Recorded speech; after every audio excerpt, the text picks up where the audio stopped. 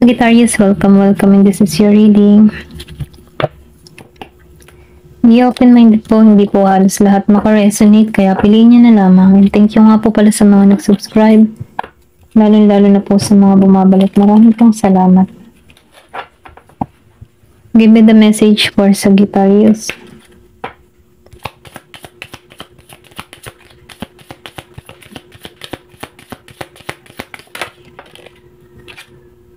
Meron ka ditong dog.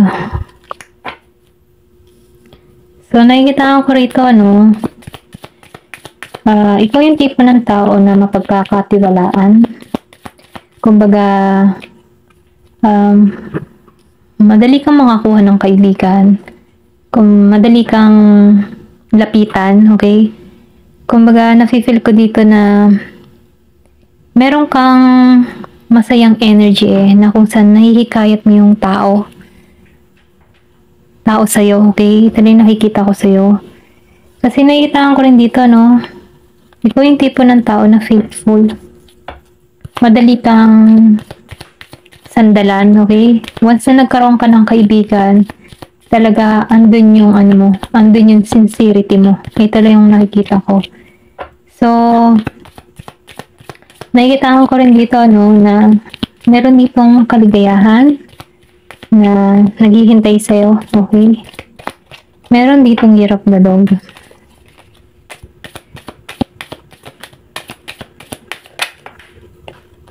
Gentleman. So, nakikita ko rin dito yung iba sa inyo. Pwedeng sabihin, meron ka ditong kadiling na tao na para siyang best friend mo, okay? Kumbaga, sinasabi mo dito lahat ng mga nagaganap sa buhay mo, mga problema mo.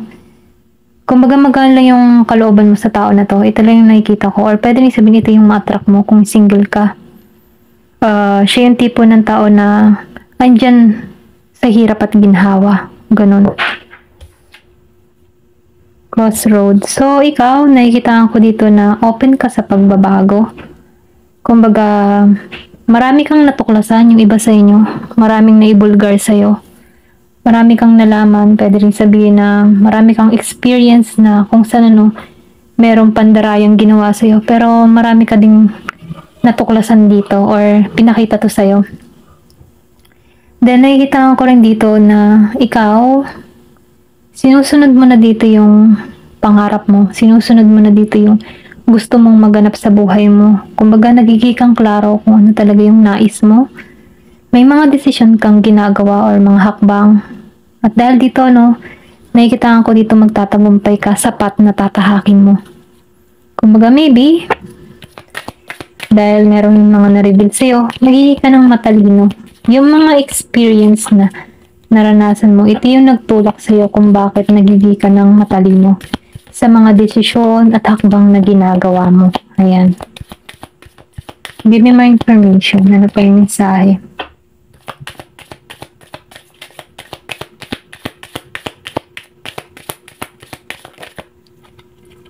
Meron ka ditong ship. So, nakikita ko din dito, yung iba sa inyo may travel na magaganap. Or, pwede rin sabihin, nagbabala ka dito, mga ibang bansa. Okay? Meron ka mga plano. So, meron dito naghihintay na magandang kapalaran sa pupuntahan mo. And then, nakikita ko rin dito na marami kang magagawang memories dito. Na gugustuhin mong hindi na matapos to. Meron ka ditong travel. And then, nakita ko rin dito yung iba sa inyo kung nasa LDR situation ka. Meron ditong patungo sa'yo. Okay? Ito'y tutungo talaga sa'yo. Meron kang cross. Cross yan. May cross ka dito. So, nakita ko rin dito, marami kang naranasang pagsubok. Kumbaga, yung pagsubok na to dahil hindi ka nawawalan ng pag-asa, pagtitiwala sa Diyos, sa taas. Andun pa rin yung faith mo. Okay? Kasi may pagka-relihiyoso ka eh. Then, nakikita ko rin dito, marami kang suffer na naranasan. Okay? Marami kang pagsubok na naranasan. Na kung saan, akala mo walang katapusan to. Pero nakikita ko dito, Itong pagsubok na ito yung nagtahak sa'yo dahil may pagbabagong nagaganap sa'yo. And then nakikitaan ko rin ditong may paglago na naghihintay sa'yo. So sinasabihan ko dito kung ikaw man inahihirapan sa sitwasyon ngayon, kasi iba-iba naman kayo, no? Merong nagiging mapalad, merong nahihirapan. Ikaw man inahihirapan sa sitwasyon at parang ang bigat-bigat na nang dinadala mo. Sinasabihan ka dito, huwag kang susuko yan, magtiyaga ka. Kasi yung pagtitiyaga mo, meron niyang magandang kahihinatnan in the near future. Ito yung mensahe sa'yo. Give me more information.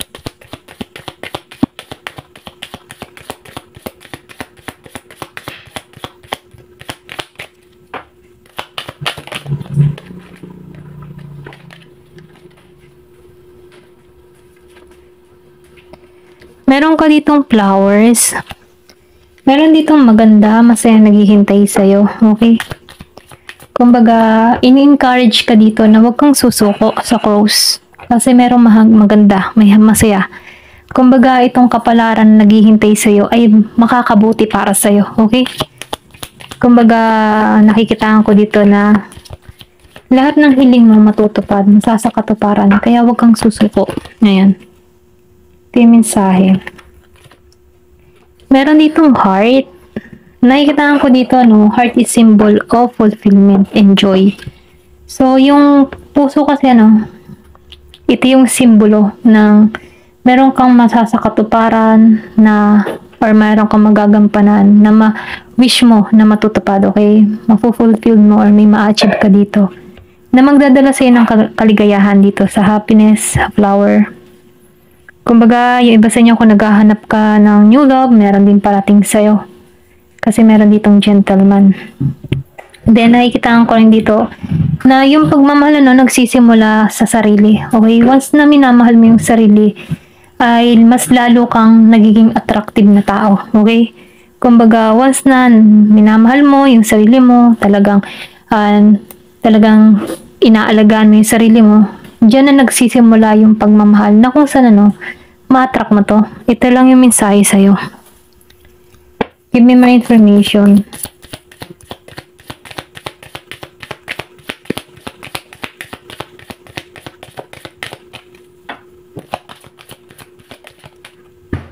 Lady. Meron ditong lady.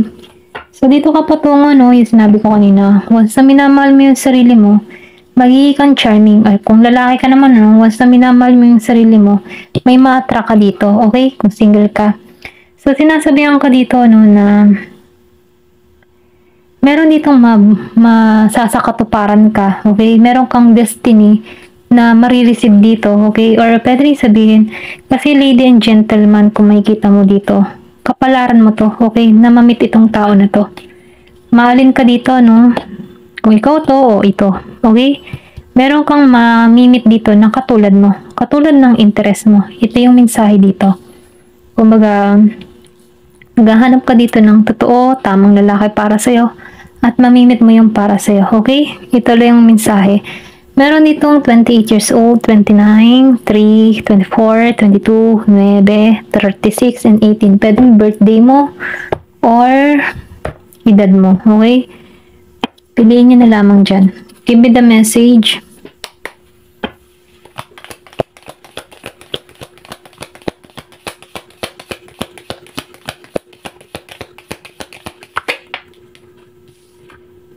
Meron ka ditong angel. Kumbaga, ginagabayan ka dito sa mga decision na ginagawa mo. Protektado ka din, kaya walang makakapanakit sa'yo. Okay? Malakas yung protection mo dito. Kaya, sinasabihan ka dito kasi may cross ka dito eh. So, mananampalataya ka eh. Kaya ginagabayan ka dito. Marami ka mang pagsubok na kinakaharap, pero wag kang susuko. Kasi, andyan yung angel mo. Sinusuportahan ka ng angel mo. Pinoprotektahan ka ng angel mo, ginagabayan ka sa tamang desisyon na gagawin mo. Kaya nagiging kang wise dito sa crossroad.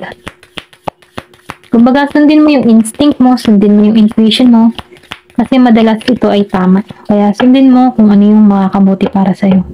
Ito lang yung mensahe sa'yo. Give me more information. Meron ka ditong vine, so nakikita ko rin dito, kung naghahanap ka ng information, mahanap mo to. Ito yung mensahe.